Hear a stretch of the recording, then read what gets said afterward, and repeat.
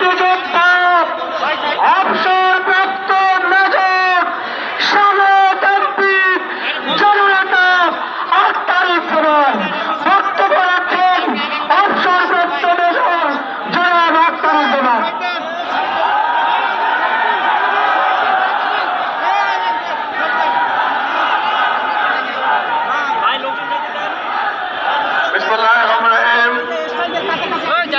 আজকের সমাবেশে সম্মানিত অতিথিবৃন্দ, আসসালামু আলাইকুম।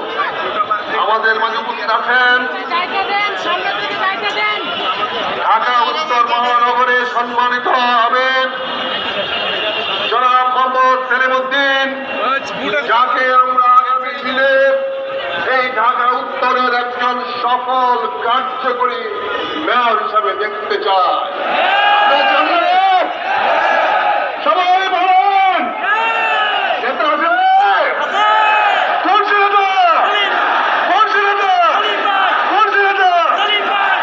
আজকে উপস্থিত আছেন আমাদের মহাসচিব, আমাদের ভাই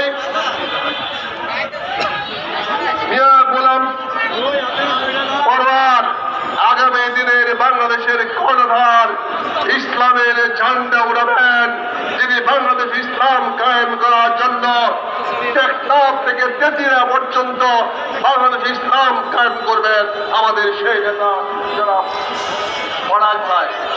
প্রিয় ভাই আমার,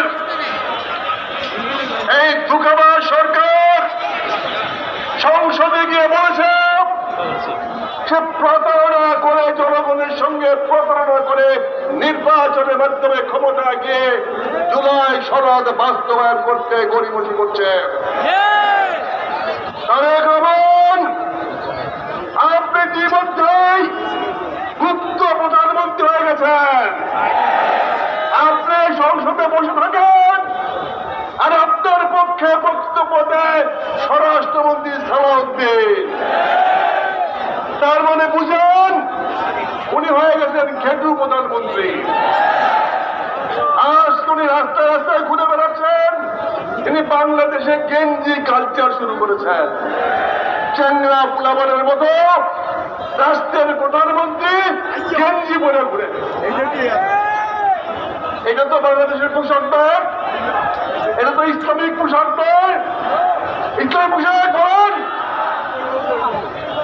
অথচ আমাদের প্রধানমন্ত্রী শহীদ রাষ্ট্রপতি জিয়ার সন্তান, তিনি বাংলাদেশের স্বাধীনতা এনেছেন, দেশমাতা খালেদা জিয়া যিনি গণতন্ত্রকে বাস্তবায়িত করেছেন, ওনার পুত্র প্রধানমন্ত্রী চেংরা ছেলেদের মতো রাস্তায় ঘুরে বেড়ায়।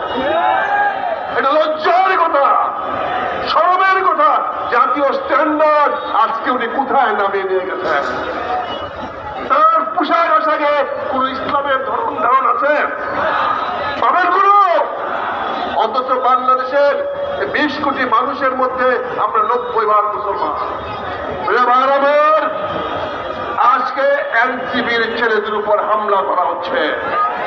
আমি নিন্দা জানাই, আমি খুব জানাই। এনসিবির ছেলেদের কারণে আজকে উনি প্রধানমন্ত্রী হতে পেরেছেন। আজকে তিনি বাজারে টুকাইদেরকে তার ভিতরে লেলিয়ে দিচ্ছেন। এটা প্রতিহত করতে হবে। আর যদি